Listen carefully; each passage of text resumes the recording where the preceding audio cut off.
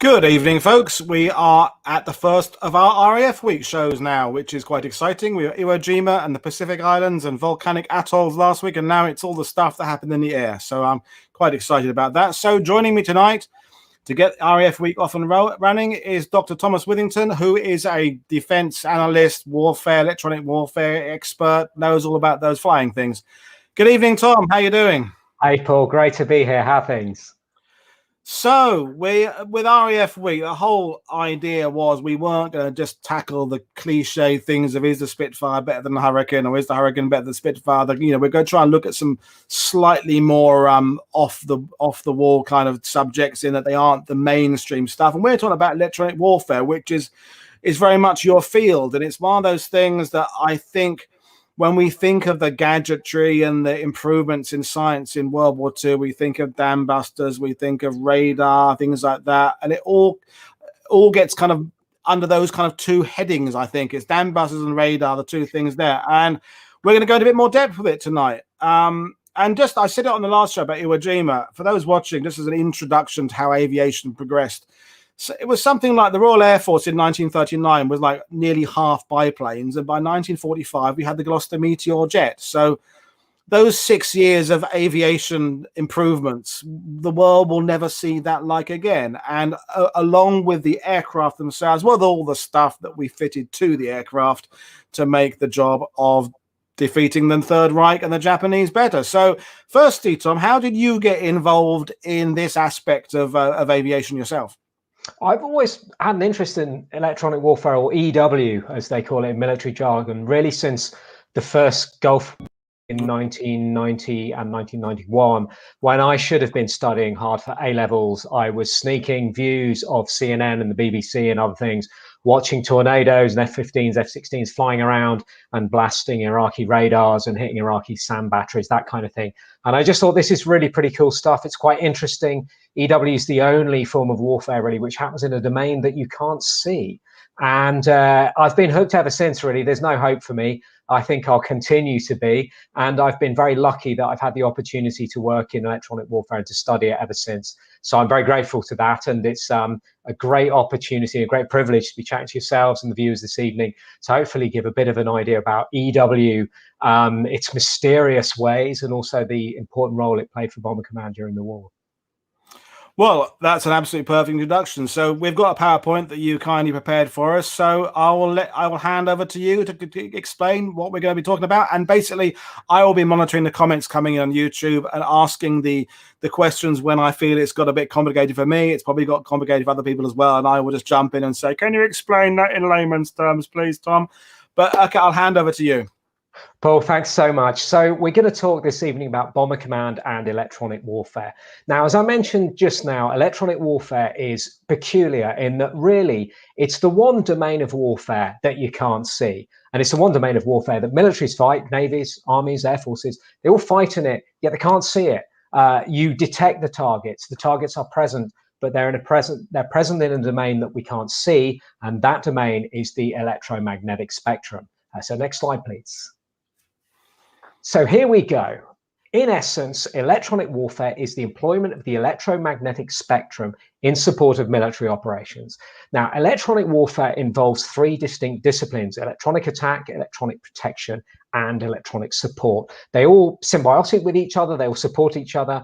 Electronic attack, it's basically, if you like, that's the end of it that goes bang or makes the difference, has the effect, if you like. And what that does is that uses radio frequency transmissions, radio waves to you and I, to attack hostile radars, and we also use that to attack hostile radios and radio networks. We also have something called electronic protection. Now, what you're doing with electronic protection, you are protecting your own forces against that electronic attack, making sure that the electronic attack can't do too much damage to your own stuff. And then finally, electronic support. This really is one of the most important aspects of EW. And what that is, that's the collection of signals intelligence. Now, you've probably heard about signals intelligence.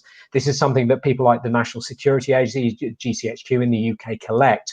But militaries also collect it. And what they're doing is they're looking at the electromagnetic spectrum to detect radios and radars that are present in it, that are doing things, detecting things being used for communications. And then that information is used to bring electronic attack and electronic protection to bear. Next slide. Thank you.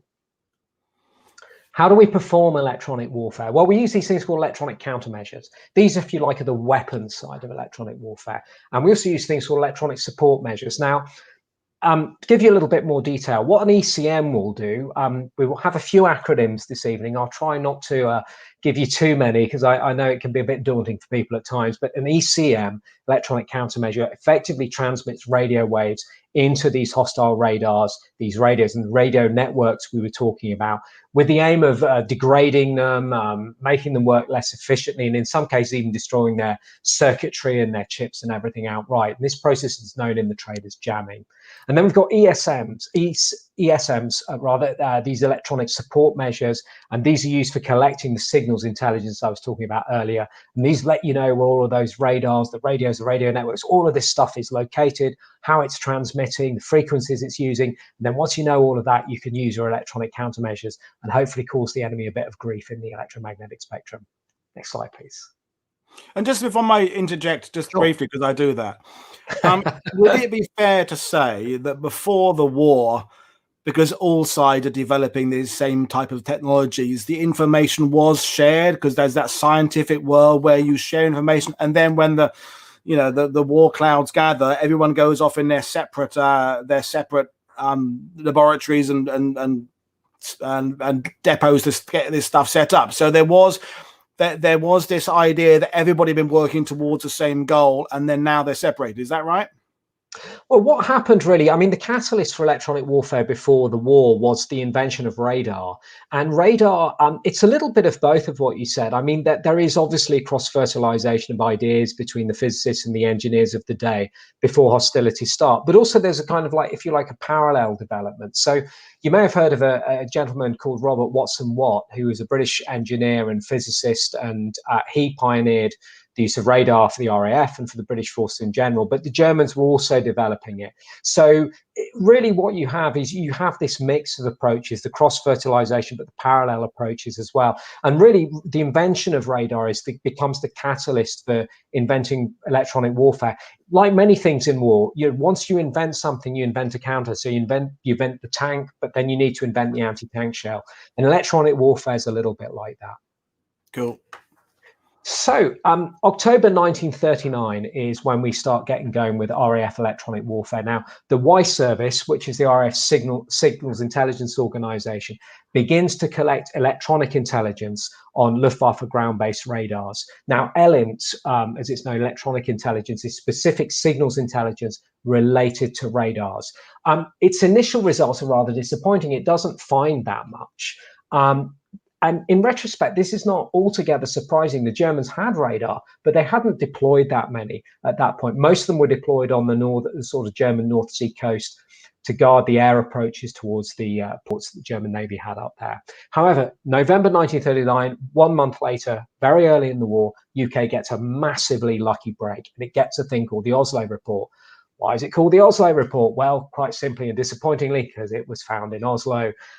It is a very, very detailed document that was anonymously drafted by a gentleman we later found out called Hans Ferdinand Mayer, who's also a physicist. And what he did in this document was he detailed all of a huge number of German advances in military technology, particularly in the radar and also in some of the other electromagnetic domains and the equipment that the Germans were developing at the time, but crucially also the countermeasures that could be brought to bear against these systems.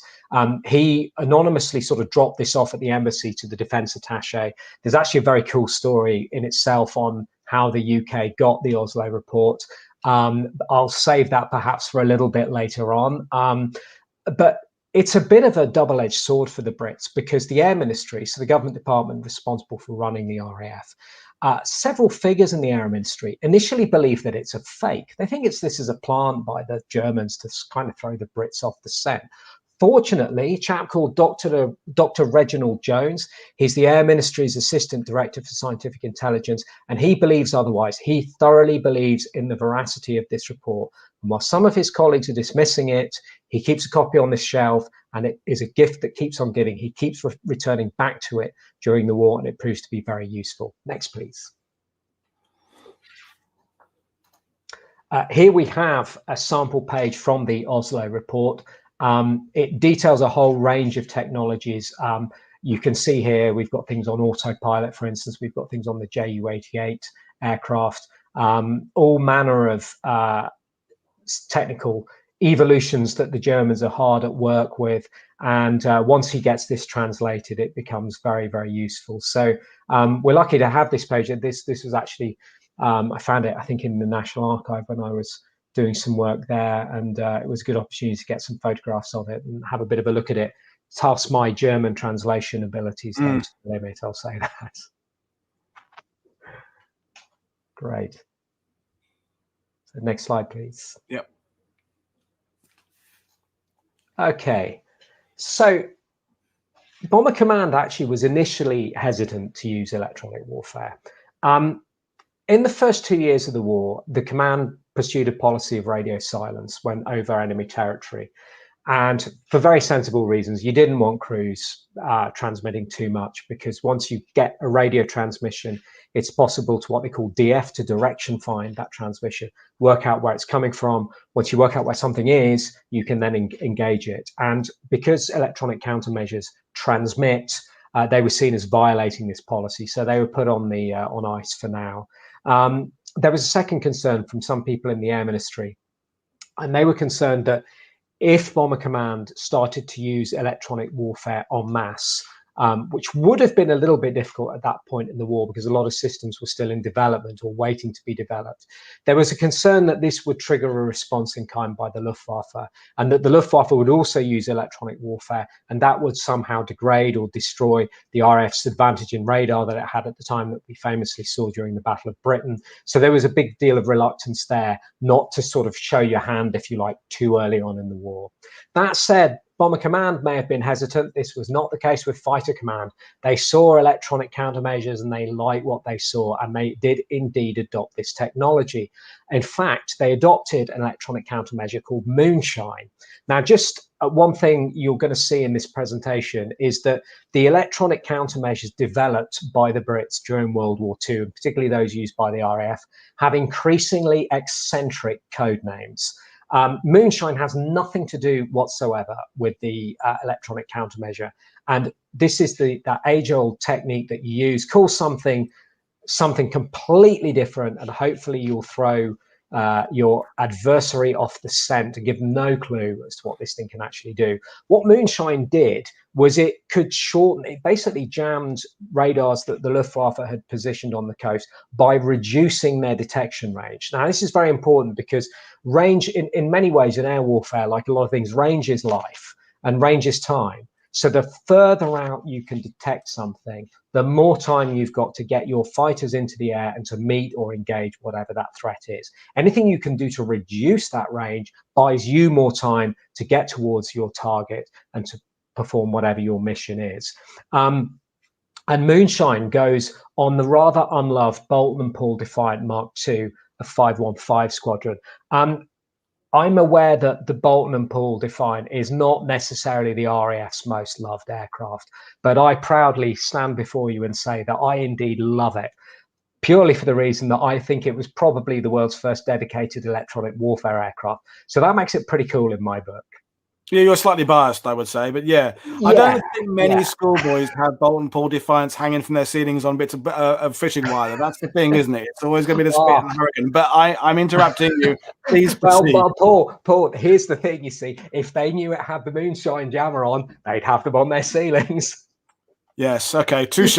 Yes, okay, good point. Well presented. Next, please. And just to illustrate my point, here's a lovely picture of one. I'm not sure if this was one of the aircraft that was used by 515 Squadron for the Moonshine jamming. I've looked high and low to find one with the equipment, and I don't think I've had any joy yet. Not to say there isn't one out there, but I'm looking forward to the day I do find one, and I'll, of course, send one to Paul immediately. So next, please. So the principal targets of Bomber Command electronic warfare were the early warning radar, air surveillance radars, fire control, ground controlled interception radars, fighter radars, and radio communications. I'm going to talk a little bit about those and how they all kind of work together. We talked about the coastal radars earlier, these early warning radars. And what their job is they tend to be positioned all across the coast of Western Europe, of occupied Western Europe at the time. And their job was to detect RAF aircraft soon after they left their bases and were heading towards the continent.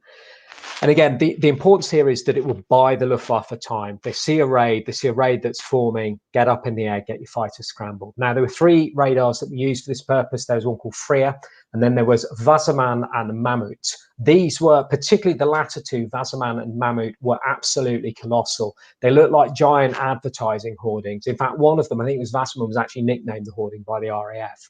So these huge affairs, they weren't very mobile. They had to be sort of built in situ, and then they had a chain of these across the coastline. Then you had air surveillance radars. Now, what these do, this is all a kind of chain process by which the target, if you like, is handed from one radar to the other. So the bombers will originally be detected by the early warning radar. They would fly over the coast. Now, once they're over the coast, they are effectively beyond the gaze of these coastal radars. So air surveillance radars are then tasked with tracking the bombers as they fly over land and they head towards their targets. And as much as they were used for early warning, the Freya radar is also used for this task. And this has a range, I think, typically of about 150 nautical miles, give or take.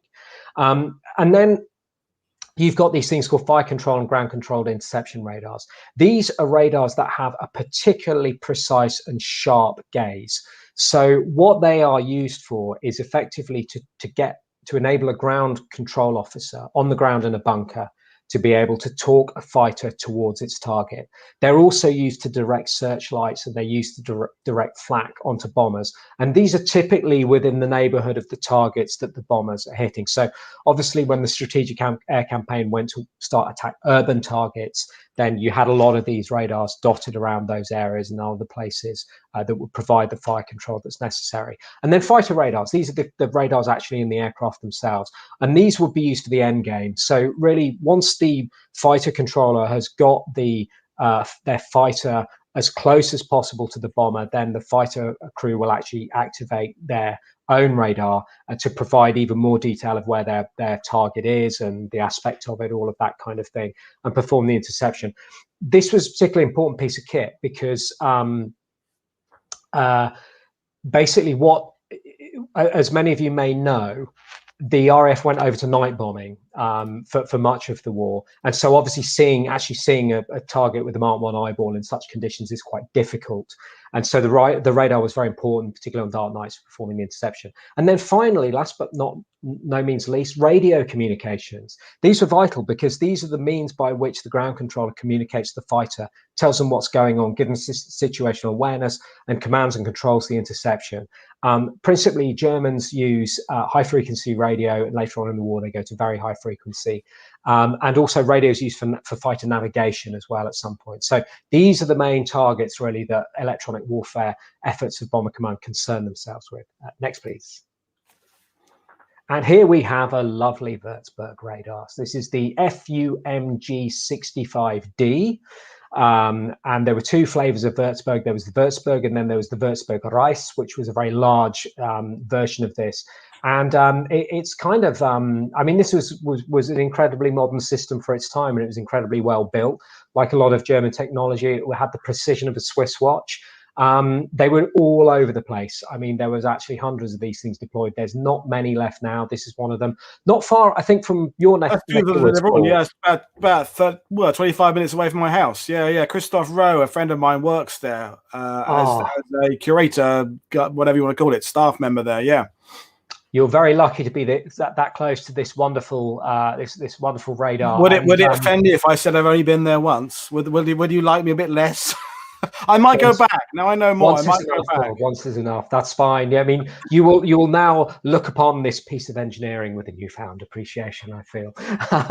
But there's not many left. There's one that's actually a mobile version of one in an air museum in Finland. If you're ever tempted to a trip to Suomi, you can go and see one up there. So there's not many left. This is one of them in lovely North French sunshine. Next, please. So Bomber Command makes tentative steps to use electronic warfare from March 1941, and let's just say they don't go particularly well.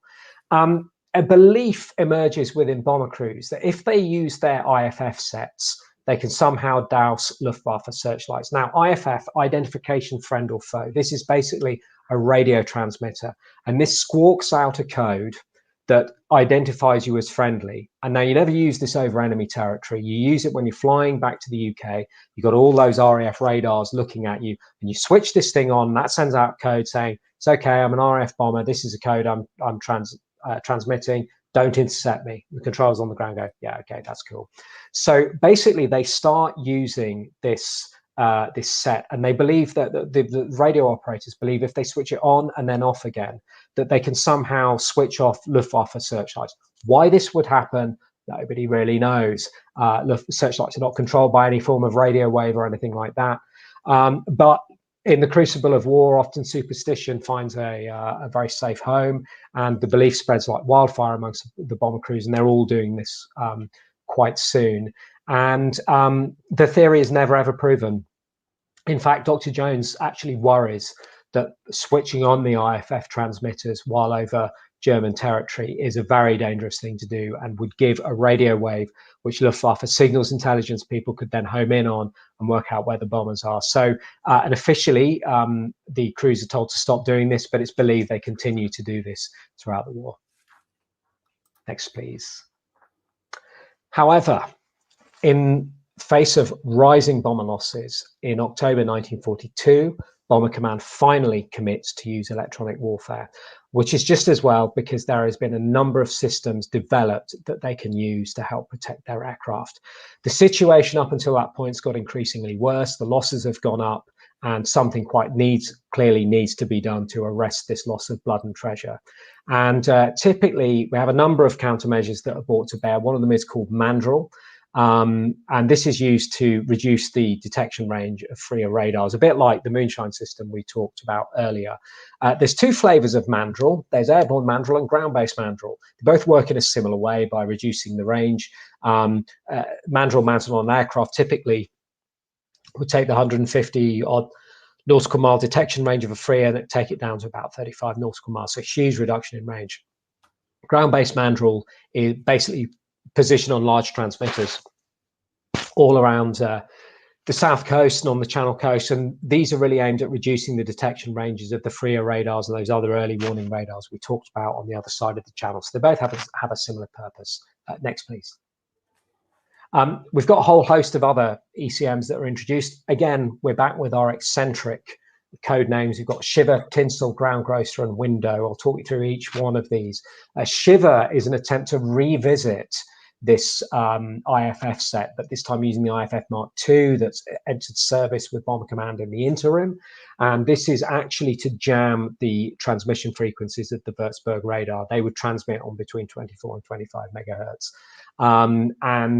Then we have Tinsel.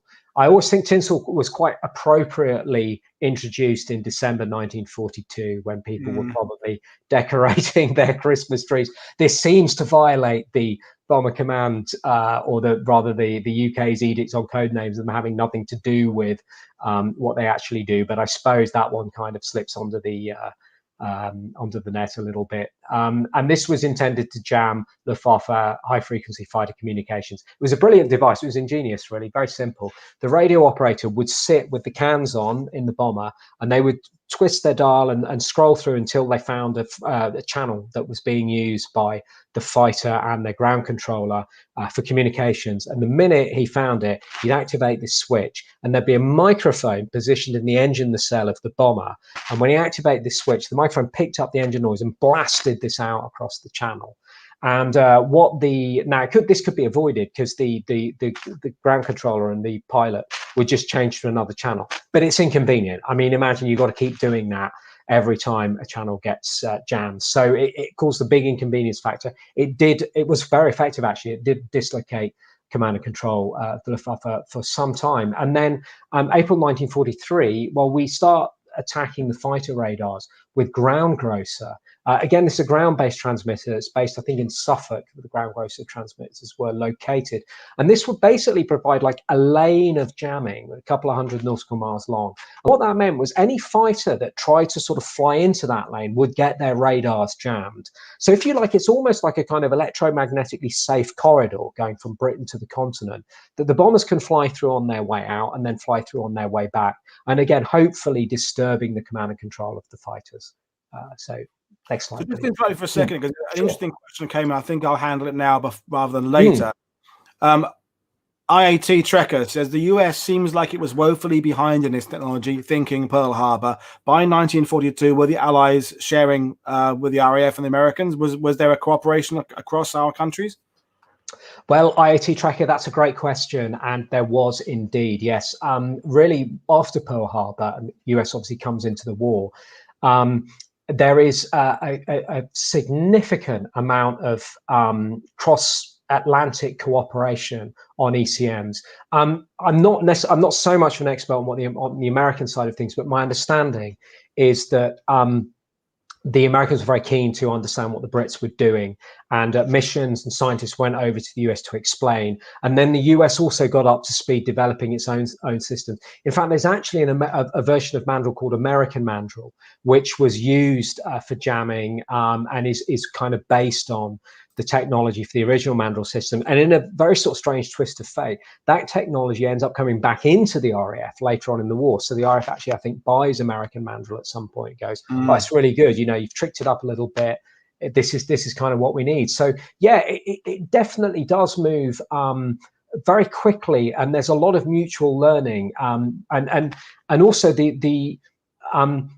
think one of the interesting things for me is, unlike Bomber Command perhaps, who were a little bit reticent at the beginning to jump into the pond, if you like, with EW, the Americans are straight out the gate. They're really into it, straight up when the war starts, and that's reflected, I think, in the time and effort they put in. If I may, just one recommendation I would make. There's a superb writer, sadly no longer with us, but a gentleman called Dr. Alfred Price, who was a Vulcan, who's a V-bomber navigator, I think, and he is an absolute mine of information on electronic warfare. And his book, well, I think his first book is his PhD thesis, which looks at the US use of electronic warfare. So I would recommend, if it's on Amazon, I think, have a look at that, and you probably get some more info there as well. And just while we're on the subject of this slide, we've got a question from Colin Kelly there. Did tinsel not cause the aircraft to reveal its position by using its radio? I thought the bombers tried not to use their radio as much as possible. Yeah, that's again, I mean, Colin, that's an excellent question. And I've not necessarily seen anything on what the effect of tinsel was on location. I mean, that's a really good point. And I think, as you say, I mean, invariably, the moment you transmit, you're revealing your location. I wonder if it's one of these situations where it's like a cost-benefit analysis. You know, there was the risk that you could possibly detect a bomber that's using this, but then again, the advantage that gives in dislocating command and control is seen as a price worth paying. I like the questions coming in. They're a high caliber question, aren't they? I'm sure. I hope Superb. you're with a World War II TV audience. When we're not your usual audience here. We ask clever questions. It's keeping me on my toes, which I like. So cool. Yeah, next one. Let's go. Let's see what we've got next. Windows. So yeah, we had a request earlier for talk about Windows. So Windows. To be fair, is something that we all know a little bit about, isn't it? Yeah, Windows really like the most famous electronic countermeasure of the war, and it's the most enduring in many ways as well. To those that sort of the uninitiated with Windows, I'll give you a bit of an overview of how it works. I mean, it's a fiendishly simple principle. Basically, you throw a load of aluminium foil out of a plane into the atmosphere and it jams the radar.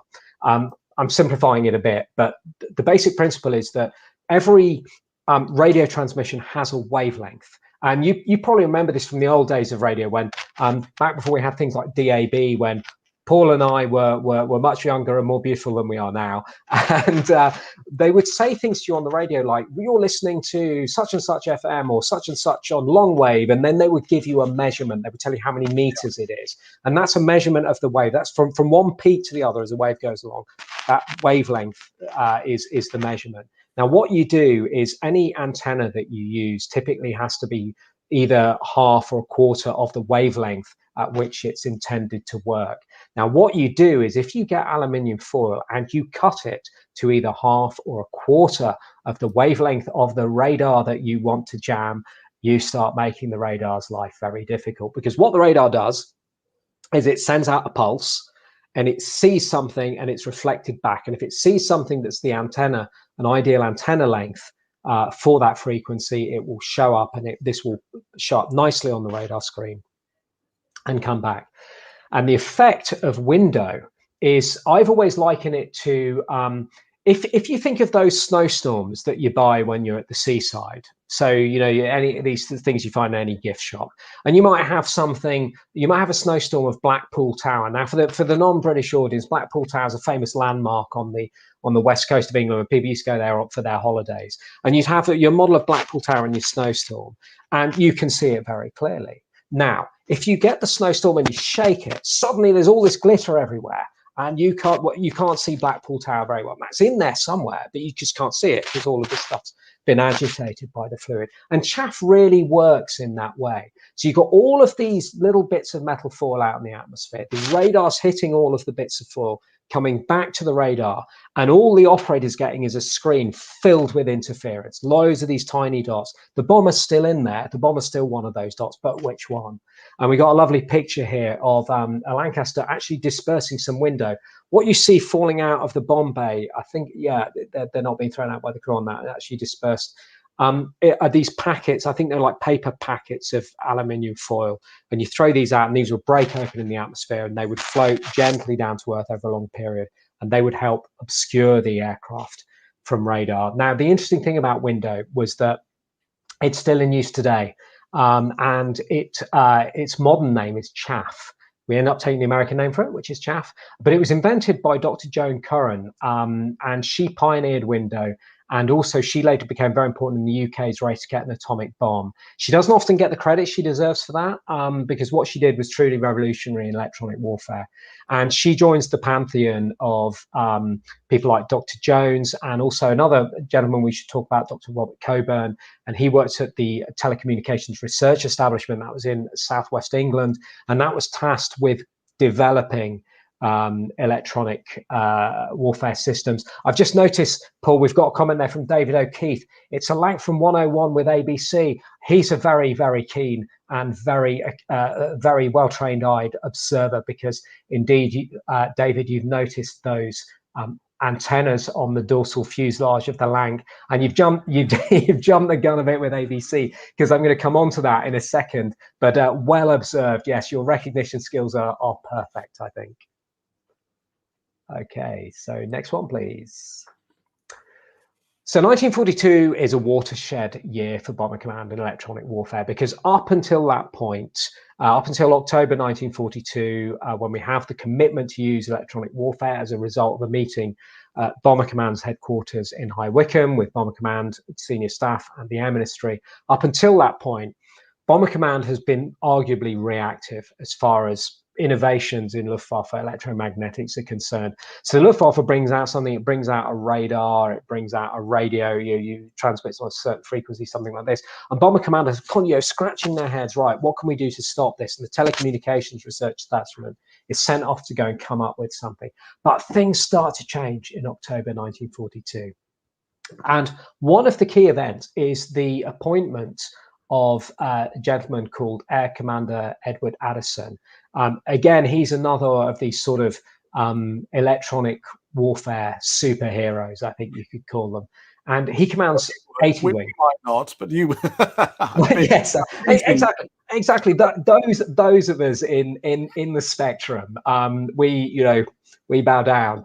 And Addison's had an amazing war, because he was running 80 Wing. Now, 80 Wing is the unit that, if we trace our minds back a little moment to early on in the war, and the Germans were performing their bombing offensive against the UK, and as many of you may know, they were using radio navigation beams called things like Knickerbein and Lorenz and all these kind of things. And Addison was in charge of the unit which jammed these during what Churchill called the Battle of the Beams. So he starts to get very involved in Bomber Command's electronic war, and once tinsel starts to be used and jamming those high frequency fighter communications, Addison suddenly thinks, hang on, they're not going to stick around in HF for much longer. They're going to go up the spectrum into frequencies which aren't being jammed, in this case, very high frequency communications. And so the order goes out to develop jammers to deal with this. And we've got a ground Cigar is one of them. That's a ground-based ECM, and that is positioned on transmitters around the UK, again, around this coastal areas, in preparation for the Luftwaffe moving into VHF, which they eventually do. And then there's an airborne equivalent, ABC, which we heard about just now, and that enters a service on 101's Lancasters. And what that does is it will produce a sort of 43 nautical mile jamming range around the aircraft, like a bubble of jamming, if you like. Mm-hmm. So any fighter that's using VHF within that bubble will suffer interference and suffer jamming to that. And the ingenious thing about this is that the 101 Squadron Lancs could accompany the main force, and they could do their bombing missions, but they could also do this jamming as well. So they would sort of provide this bubble of jamming around the main force. So it's pretty cool, pretty important countermeasure. Next, please. And here we have another ABC Lanc. And on this one, you can see the aerials that it used for the jamming very, very clearly on the dorsal fuselage of this aircraft. ABC was used throughout the war, in fact, and I think even continued after the war. I've got a feeling that some of the early V bombers that the RAF used a variant of a sort of late bottled ABC, if you like, that was improved in sophistication to provide jamming for them when notionally they'd fly over the Warsaw Pact and the Soviet Union in the event of the Third World War. So it does endure for quite some time. Next, please.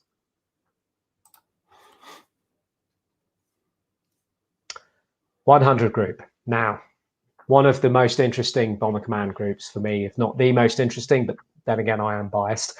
100 group is formed in December 1943. And what it does is it basically takes all of the elements of bomber command and some elements of fighter command, I think, as well, that tasked with attacking Luftwaffe air defenses in their entirety, and puts this under a single group. And the rationale behind this is to attack all of these elements of the Luftwaffe air defense system holistically. Now, this is the first time this has really been done in air power. But again, this endures today. NATO have a doctrine called offensive counter-air, which is used in all NATO air operations. And that the OCA, as it's known, the intention of that is to degrade and destroy the air forces you have against you. It's not just the fighters, that's the fighters, the radars, radio communications, fighter bases, the aircraft industry, everything. So it's a very holistic approach, and this is really pioneered by 100 Group. So as I mentioned, it consolidates these disparate units that were tasked with engaging elements of the Luftwaffe air defense system. This includes RF fighters that are doing these raids, principally the Mosquito. It also includes aircraft that are carrying ECMs, such as the ABC aircraft from 101 Squadron, and also the ground transmitters that we've heard about that are hitting the radar and the radio communications. One of the reasons they have to activate it is just simply because the size and complexity of the ECMs that are being used by the main force, but also throughout Bomber Command, are just growing in complexity. The kind of crazy code name systems I've talked about earlier on, these are really just a fraction of the ECMs that were brought into operation. Some not very long because they weren't necessarily very effective, but there were absolutely loads of them. And also there was another thought that if you think about it, bomber command crews already had enough on their plate. So flying over occupied Europe, particularly to a very strongly defended target, it's already mentally and physically taxing enough without having to also think, right, I've got to switch on an electronic countermeasure at this point to do this. And it was thought instead that it would be better to have aircraft dedicated to carrying electronic countermeasures, and that they could accompany the main force, and that would be more effective. So in the words of Arthur Harris, Air Officer Commanding-in-Chief Bomber Command, 100 Group was quoted to conduct coordinated offensive action in support of the bomber offensive against the German night defense system. So it's a very holistic approach. Next, please. So effectively, as I mentioned, it assumes all the tasks for directing the electronic countermeasures against the Luftwaffe air defenses. It's also tasked with collecting signals intelligence that's relevant to this. So as well as doing the jamming, It is also tasked with listening to the spectrum and detecting German radars, radio communicators, radio navigation, that kind of thing, both existing systems, what they're doing, and any new systems that come and enter the Luftwaffe electronic order of battle. So it has a very important role in that. And it's also the overarching authority that's tasked with developing and deploying the ECMs and the ECM tactics that the Bomber Command will use for application against these radars and these radios, including the ones they're using, but also the ones that they're expected to use in the future as derived from the SIGINT effort. Next, please.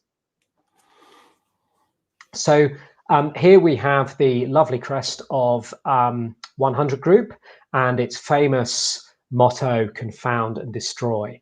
Now, I've already given you one book recommendation this evening, so I'm going to give you another. If this presentation piques your interest in 100 Group, then I would highly recommend Martin Streetley's superb book, 100 Group, Confound and Destroy. Martin's book is still the seminal book on 100 Group. It's published in the 70s. It's still as relevant now as it was then. It's highly informative, but most importantly, it's an absolute cracking read. So at your loose end, track that down, you get it on Amazon, and I guarantee you'll have a very enjoyable afternoon leafing through that. And just go on. Spanky, any good memoirs of 101 Squadron Aircrew? Nothing I've particularly come across. It doesn't mean that there's not anything out there, but I'm just racking my brains now to think of anything in particular. When I was looking at 101 Squadron, most of the stuff I was going through tended to be combat reports and logs and that kind of thing. So I'm not necessarily aware of anything in the published domain. I'm sure there is. I might go away and have a look around, and what I'll do is maybe, Paul, if I can share some recommendations or something. Yeah, I'll put them on. Add them to the YouTube description later on, and maybe some of the people watching this who want to get in touch with you via Twitter or via me to add to your information as well as you add their information. It's that sharing of resources. Oh yeah. Cool. Yeah, that would be great. I mean, I always say to everybody, you know, I very much treat this as a conversation. So anybody who's heard cool stuff that they want to share, let me know. And equally, you know, I'm always happy to share stuff to the community as well. Keep the conversation going, which is what we always need to do. So just one thing I would mention here, that the 100 Group had a mission statement. Far ahead of its time now for that, but its mission statement said a centralized organization for the operational employment of radio and other countermeasures, both ground and air, to the enemy's defense organization to assist the air offensive. So this was seen as very much part of the strategic air campaign and a part that it continued to play right up until the last day of the war in Europe. Next, please. So as I mentioned earlier, 100 Group had dedicated aircraft that were used for jamming.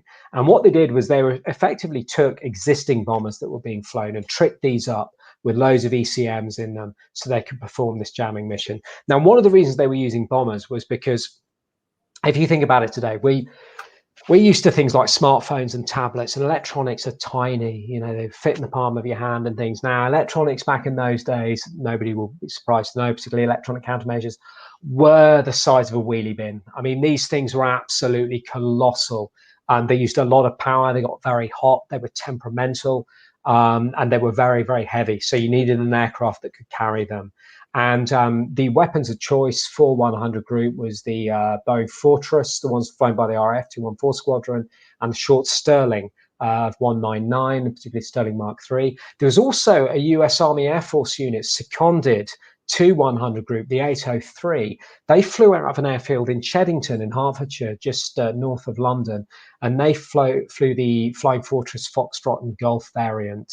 As the war went on, 100 Group's flying order of battle increased, and this is partly because the Luftwaffe fighter strength increased at the same time. And there was an additional 2 squadrons that were added to the order of battle, which is 171. That's again flying the Sterling III. It then translates onto the Halifax III from January 45, and also 223 that flies Consolidated Liberator, and that's also got the Fortress 2 and 3.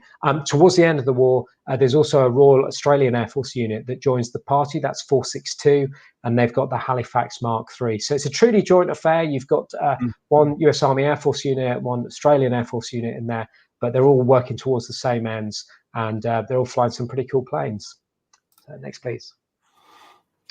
Back to Edward Addison. We heard about him earlier when he was with 80 Wing. Well, he gets a promotion in December 1943 when 100 Group is activated. He becomes its commanding officer, and he discussed the role of heavy jamming aircraft in an official memo that he was writing to his comrades in 100 Group. And he said the role is deprive the enemy of early warning of the approach of our bomber formation, interfering with the enemy fighter control by jamming radar and RT, that's radio, telephone, voice radio, and wireless telephony, Morse code, control channels, and supplying spoof raids to divert the enemy's fighter forces or to subject them to attrition by causing them to be altered unnecessarily. So he's in no doubt at all what 100 Group's job is, and he's champing at the bit to go for it. And in June 1944, he gets his chance. Next slide, please. Oh, just before we go, I should say here's a lovely. We've got. I think this is our final AvGeek picture for everybody out there, which is a 100 Group B-17. I'm not sure which squadron this belongs to. You can just see a Liberator, I think, just peeking up the right-hand side there. But these carried a whole host of ECMs during the war, and you can see you actually make out some of the transmitters, and you've got these various additions to the aircraft that houses the countermeasures. So these were particularly cool platforms, and they did their job with aplomb. So June 1944, Addison gets his chance, and that takes the form of Operation Overlord. This becomes very important as it's a chance to show for 100 Group, really, to show what it's made of and show what it can do. And also it's a dress rehearsal for what it'll do later on in the war. So to give you a bit of a flavor of what 100 Group did that fateful night over the Channel on 5th and 6th of June 1944, it did two things. It blinded Luftwaffe coastal radar, and in doing that, it aided Allied deception efforts. Effectively, two things were used: Mandrel screen and special window force. Now, the Mandrel screen used the airborne Mandrel countermeasure we were talking about early on, and that was intended to draw a curtain over the freer radars that the Luftwaffe had on the coast that could not only do the long-range detection of aircraft, but also could detect ships. So it's very important that they were screened off and that they were unable to see the armada, both the air armada and the sea armada that was approaching the Normandy coast. And then we have the special window force. And what they would do is they would drop masses of window, and they were intended to jam the Würzburg radars that were deployed on the coast for fire control and to guide fighters. So you've got a two-pronged approach: deprive the coastal radars of early warning, and also deprive the Würzburg radars of any means of performing fire control. That's particularly important to protect the airborne element of Overlord. So really what this does is that this gives the template, if you like, for how electronic warfare can be applied for the rest of the war for Bomber Command in support of the Strategic Air Campaign. So it's a very important operation. And I think on the next slide, Paul, if we have a look at that. That's a great one. When you send that through, that is so good, that one. I just want to interject again. Yeah, please. Absolutely. Last year when Matt Bone came on, that we must also acknowledge the fact that the 2nd Tactical Air Force in March and April were doing their best to destroy radar installations along the German, Dutch, Belgian coast. So we'd already weakened Germany's radar technology just by bombing, and then it goes in hand in glove with the June 5th, 6th electronic warfare aspect. But you see, you've just hit upon one of the great mysteries of the war, and this has bothered me for years. That, as you say, there is this superb effort that is done at the tactical level, US Tactical Air Force, also by the RAF, using the Typhoons to wipe out German radar coverage, not only in the theatre of operations, but also elsewhere. I think the rule that 2 radars had to be attacked for every 1 radar in the theatre of operations. There was something like that. Every time we did it, normally with 2 times as many things. And it works brilliantly. You take out a load of radars. There was really cool technology that was used, where you actually had things like Project Abdullah, which Abdullah was an electronic support measure that some of the Typhoons were tricked up with. They would detect a Würzburg transmitting and get the location of it, and then a couple of other Typhoons would come in and just kind of blast the hell out of it. Now, the reason I say this is one of the mysteries for me of World War II is that the tactical air forces proved that they could do an effective modern-style air defense suppression operation against all of these radars. The question is, why then was this not done over Germany and other places? So why was this not done in support of Bomber Command operations after that? Because from what I can see from the official record, it wasn't. There was no desire to do anything kinetic against German radars in Germany itself, and instead just rely on hitting the fighters, hitting the fighter bases, and using the electronic countermeasures. So I've never found the reason why it hasn't happened, but I'm intrigued because it's almost that lesson is forgotten, and I'm fascinated. Is it something to do with the fact that the aircraft have my higher priority jobs elsewhere? I mean, is that possible? Range maybe is an issue. I don't know. It is possible, but it strikes me as, I've always wondered. I mean, it must have been considered. I'm convinced it was considered at some point, but the record I've looked at, the historical record in Kew and elsewhere, I just can't find any reference to it. So if any, I mean, maybe some viewers know. You know, if they do, let me know, because I'm intrigued, and I won't rest until I have an answer with this. David O'Keefe says bureaucratic infighting could be. Yes. Just red tape. Yeah. Yeah. And I've always silver window there. That was a kind of a pun there. Yeah. No. I mean, this is amazing stuff. This is, and you know, as a Normandy guide, I know most of us here, when we're asked, and it's a very simple way of putting the question, but how did we get the fleet across the channel? We kind of say, you know, window and the RAF doing this stuff, and we never give it enough time because you're trying to do a battlefield tour over how many hours it is. But I think there are a lot of people, we do give that credit to window, but only as a rather narrow focus. We don't give it the full explanation you're doing. But I think it is something we do acknowledge, I think. Well, I can talk a little bit about sort of how this all kind of came together, because you can see the sort of various elements that are at work here with all these code names. Mandrel we've talked about earlier, but you have Taxable and Glimmer. Now, what the Mandrel jamming is doing, you see these aircraft that are flying orbits just north of the landing area, and they're projecting a huge amount of jamming downwards towards the Normandy coast, you know, to reducing and jamming the range of the coastal radars there. You've got Glimmer, which I think was using window as well, and this is a group of 100. A formation of 100 group aircraft, and they're dropping loads of window, but they're not necessarily dropping it to blind the radars. What they're doing is they're dropping enough of the stuff to create the illusion that there is a fleet moving at a steady, I think it's just 4 or 5 knots towards the Pas-de-Calais. So they have these very, very complicated orbits where they've got to drop window in a certain way, so that for the radar operators, the other side of the Pas-de-Calais, they are seeing a large lump, effectively a large blob of interference moving towards the coast, and that is going to fool some of them into thinking, hang on, something's up here. There's a fleet. There's something coming towards us, and there's a lot of it. So they're doing that up there in the north with Glimmer, and then Taxable, I think that was also dropping window. And that is being used as the screen. They, as you can see, it's to screen off elements of the airborne operation from detection by the Würzburg.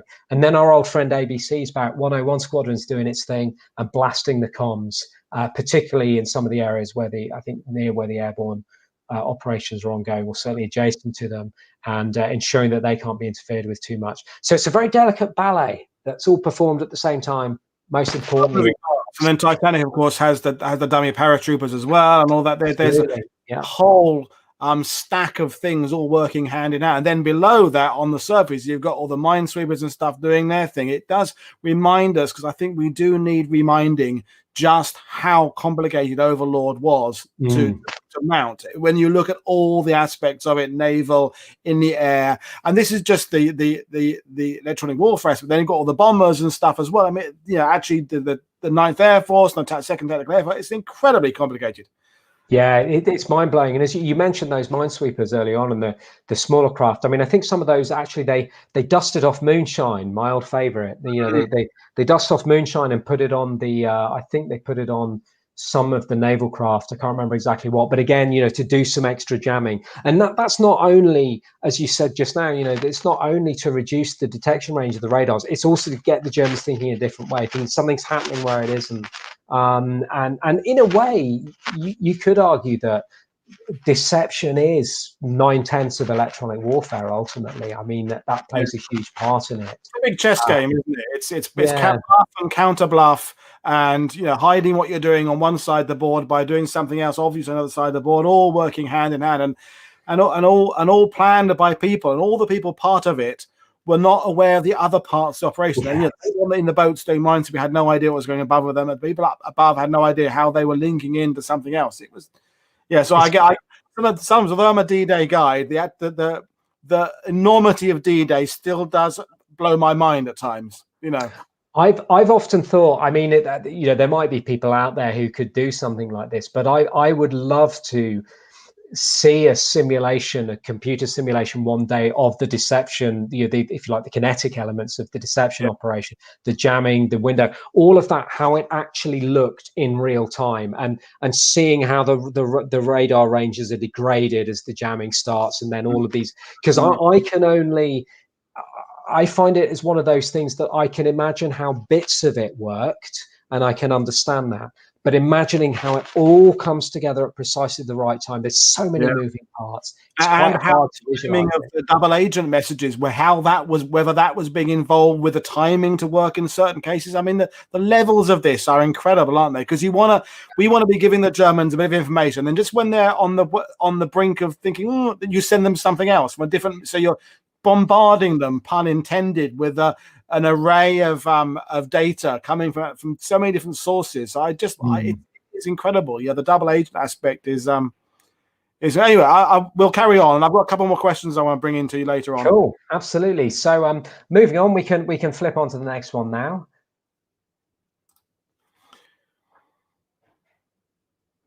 So the Mandrel, we talked a little bit about the Mandrel screen and the special window force. There are loads of countermeasures that continue to be used in support of Bomber Command, and it would really require probably another session to go through them all. But I wouldn't want to inflict that on all of you unless you're really, really into this.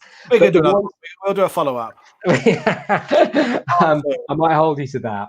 But the Mandrel screen and the special windows force are the two that really sort of stick in my mind, because they're the ones that are used relentlessly for the rest of the war to support the strategic air campaign. And they're used very much in a similar way from how they were used in Overlord. It is to deprive radar coverage, it is to jam, and it is to convince the Luftwaffe that something else is going on. Now, from a tactical point of view, typically what you had was around 20 aircraft from 100 group that were formed the special windows force, and they would disperse window. By that point in the war, windows got really sophisticated. It's cut to all different lengths according to the radars that you want to jam and all of these kind of things. So you could have a very specific effect if you wanted to. Part of the reason of using the special window force was that the main force always used window.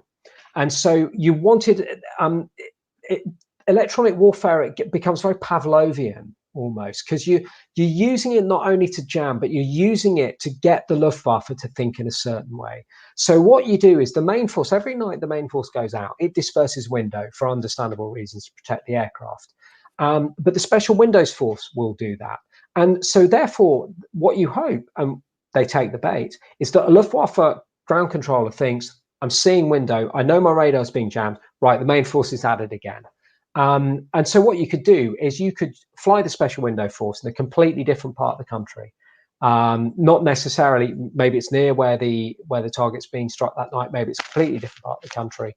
You can play around with it a lot, but every time you do it, you force the Luftwaffe effectively to divide its resources, because the fighters have got to respond to both. They have to make a response of some kind. So yeah. And the Mandrel screen is used in a particular way. I mean, it reduces detection range, but again, they fly the Mandrel screen, the special window force, every single night. So even on nights when the main force is perhaps not operating, they still fly these things, and the Germans always respond. So there's an attrition element as well, that what you're trying to do is get them to use their fighters. Sometimes those fighters are intercepted, sometimes they're not, but that increases wear and tear, it increases fuel consumption, it increases fatigue on the pilots, it decreases morale, because pilots are getting scrambled for nothing often, or they can't find their targets, they're down their abilities. So it's a gift that keeps on giving. So it's very Pavlovian. And as I say, the Luftwaffe take the bait, and this continues throughout the rest of the war. Next slide, please. In many ways, this is my favorite slide of the whole presentation, because I think this sums it up. I mean, the obvious question is, great, electronic warfare, bomber command, all very well. What difference does it make? I think it made a huge difference personally. Like many things, it doesn't sit on its own. It is part of a wider whole. It is part of a wider effort to keep losses down, but it makes a contribution. I mean, what we see is if we take percentage losses as a percentage of sorties dispatch, and this is combat losses that we're looking at here, we see that really from 1940 onwards, I mean, you have a very high loss rate at the start of the war in 39, but then it's only the final few months of the year, and the RAF really are finding their feet. They haven't had that many sorties, only just over 300. So in a way, we've got to take 39 out of the equation for a second. But from 40 to 42, we see a steady increase, 2.4%, 2.9%, 3.9%. And as I mentioned earlier, by 42, there's very long faces. There's real concerns about, can we keep this up? Can we tolerate this loss level? Towards the end of 42, countermeasures are introduced in Bomber Command en masse, and look what happens. It's almost instantaneous. 43, almost double the number of sorties, but you've got a 0.4% reduction in losses. 44, things are just getting better. You've got over almost 150,000 sorties, so that's easily double what you had in 43. 1.1%. 45, okay, the war only really goes on for 5 months in Europe, but down to 0.9%. So for me, it's very clear the difference that the EWF of Bomber Command made in the latter part of the war. Next slide, please. So to conclude, well, what are our lessons learned? Well, okay, Bomber Command was slow off the mark at the start of the war. To embrace electronic warfare. It had its reasons. I'm not necessarily critical of that decision. It was a decision that's made in the heat of battle, in the heat of war, not with the benefit of hindsight. So that being said, it does eventually realize the value of electronic warfare, and that is propelled by the losses it is experiencing. We also have the case that Bomber Harris becomes very receptive to using electronic warfare. And really, you have what I like to call the Beatles of electronic warfare at this point. You've got Harris. He gets it. This is really important. He totally gets it. He gets the difference it can make. But crucially, he's got a brilliant team of scientists, engineers in the form of Doctors Curran, Coburn, and Jones. And then crucially, you've got Addison. And he can take these electronic countermeasures and he can bring them to the fight. So all of the right people are in all of the right places at all of the right time. And that becomes crucially important. I think actually, I would venture to say if one of those elements had been missing, I don't think the EW effort would have been as effective as it was. It wouldn't necessarily have been a failure, but I don't think it would have paid quite the dividends that it later did. Bomber Command's embrace of electronic warfare really provides a template. It's very enduring. And it's still used today. I mean, the lessons learned of Bomber Command are still routinely used by NATO and by other air forces in air operations that we've seen in the post-war era. Interestingly, the US Air Force and the US Navy often get the credit for really harnessing electronic warfare during the Vietnam War, as they were losing pilots to Russians or Soviet-supplied air defense in North Vietnam. And what they did was crucially important, and they made it a very decisive contribution to electronic warfare. But many of the things they were doing had been pioneered by Bomber Command. What tends to happen after the war is that lessons, military historians talk about lessons learned, lessons forgotten. And there's an element of both with electronic warfare. And part of that is because the nature of the mission changes. Strategic air power, if you like, is not really seen in the nuclear era as having to go over enemy territory night after night after night. In the Western context, in the kind of East versus West conflict, it's a one-way trip. You fly to Moscow, deliver your big bucket of sunshine. You won't have anywhere to fly back to, but you try and find somewhere to land. The Israelis, interestingly, do learn the lessons, and they keep using them as they have their wars against their neighbors in the Middle East. But I think most importantly, what Bomber Command did with electronic warfare, it reduced losses of crew and aircraft, and obviously most importantly, it saved lives. We still have horrific loss levels with Bomber Command, but they may well have been a lot worse if we hadn't have had the electronic warfare ingenuity. So that concludes my my ramblings, Paul, and I hope you enjoyed it. And welcome for any questions. I'm going to answer. I'll give you David O'Keefe's last question, and then I've got one for you as well. So David's was, why the linguistic requirements for special operators running ABC? Rumor is they were foxing German NF with voice, but that claim is in dispute. Any thoughts? Yeah, I mean, one of the things I've heard was that they use German speaking RADOPS in the Bomber Command fleet, and I think particularly one of the things I've read, I think it's in Martin Streetley's book, is that you had a lot of Polish crew members in Bomber Command, and a lot of Poles would speak excellent German, be practically bilingual, if not actually bilingual. Actually, there's a funny story with this, where there's a transcript of ABC being used and this false radio traffic being implanted into German communications. And basically what happens is the Bomber Command RADOP, speaking perfect German, starts giving the fighter directions, and of course they're all false. And the ground controller says, don't listen to him, this is all wrong, listen to your controller. And the RADOP says, what are you talking about? Listen to me, I'm your controller. Don't listen to this guy in the RAF who's trying to spoof you. And and he's directing that at the actual Luftwaffe ground controller. So they had a lot of fun. Sorry, yes. Go on. I'm Brian, and so is my wife. So it's life of Brian. Exactly. There's actually in the historical record, there's some really good transcripts of it.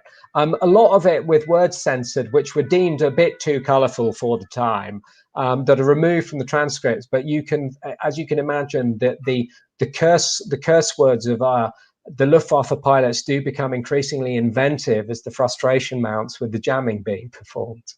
Well, thanks for answering that. And my question, really, and we now know. Let's take Bletchley Park. There was an era none of us knew about Bletchley Park, and then suddenly we did, and now there are hundreds and hundreds of books about Bletchley Park and Ultra and so and so. Is electronic warfare less well known because there hasn't been that single big reveal over the years? Because clearly it was lots and lots of different things. It wasn't just one thing. It was all these various things. So it wasn't like in 1984, suddenly they released all the documents, all the historians jumped on it and did electronic warfare kind of bombarded us with books. Is it something that's why it's because it's crept out, the information, there hasn't been that surge? Does that make sense?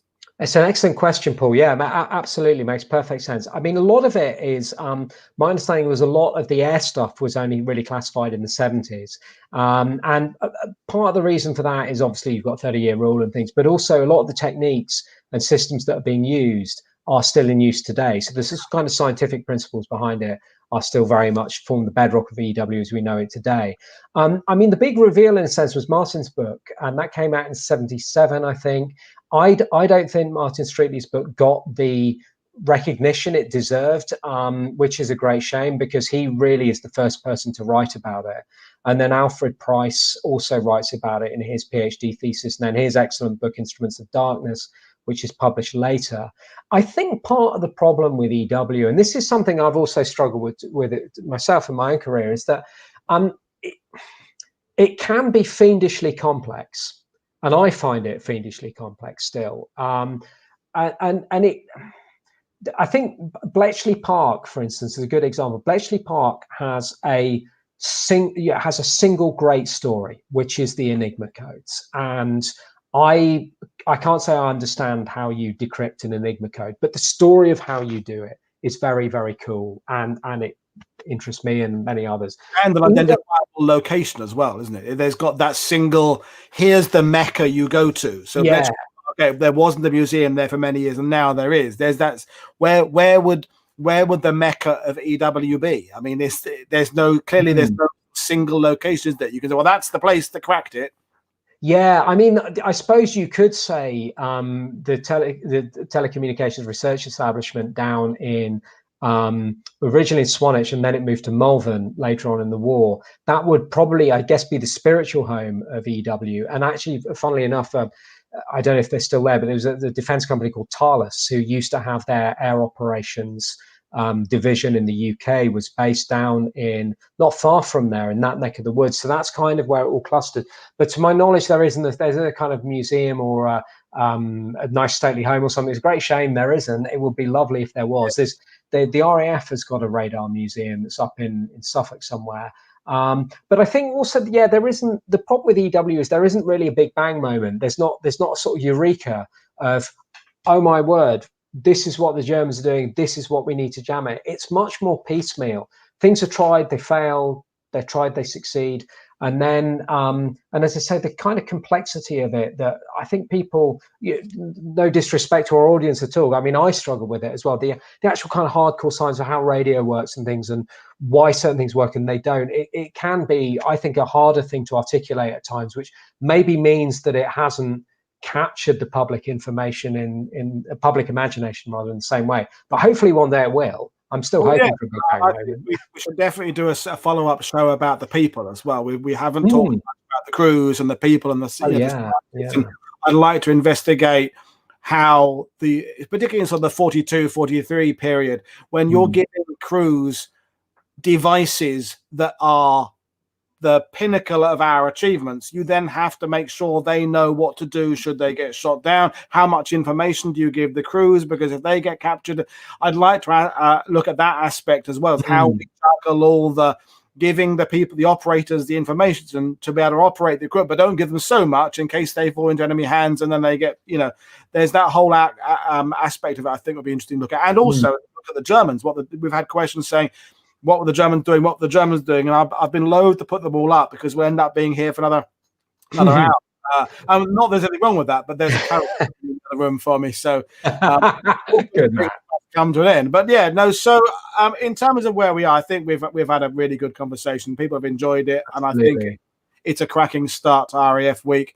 In terms of what we got coming up, folks, we got Andrew White tomorrow night talking about Group Captain Massey, who was, of course, the senior officer in Stalag 3, where the Great Escape came from. But of course, he had a much more of an interesting career before that. And Andrew will tell us all about that tomorrow. And then 3 more programs coming up after that. But right now, it remains me to say thank you very much, Tom, for joining us. Thank everybody else for watching. And I think we will do a second show of some sort about some other aspect. I think it's a starting point, and I as I said earlier, I'm really impressed with the questions coming in. They were pretty high level. It's good.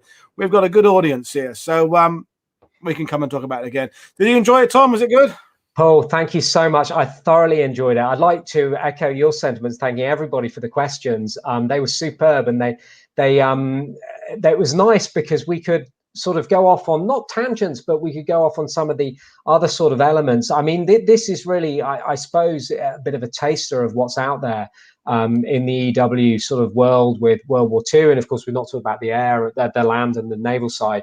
I just reiterate what I said earlier. I mean, anybody who does want to get in touch, Paul, I guess they can get in touch with you and you can relay things over. And both on Twitter, and just get in touch via our YouTube channel or join the comments or send an email and we'll go from there. But it's been great. So thanks very much, Tom, for joining us, and thank you for watching. And again, we'll be back tomorrow with Andrew White for his talk about Group Captain Massey. So thank you for watching, everybody. I'll see you all again. This is Paul Woodadge. Don't forget, check out Patreon, check out the links. Check out all the Twitter and Facebook and social media links. And don't forget, we've got our book lists, and we've also got merchandise you can buy. If you want to buy a World War II TV sweatshirt, a hoodie like I'm wearing, it's all very much appreciated. So thank you very much for watching. I'll see you all again shortly. And I've had a good time. And now it's curry time. Good night, everybody. Great.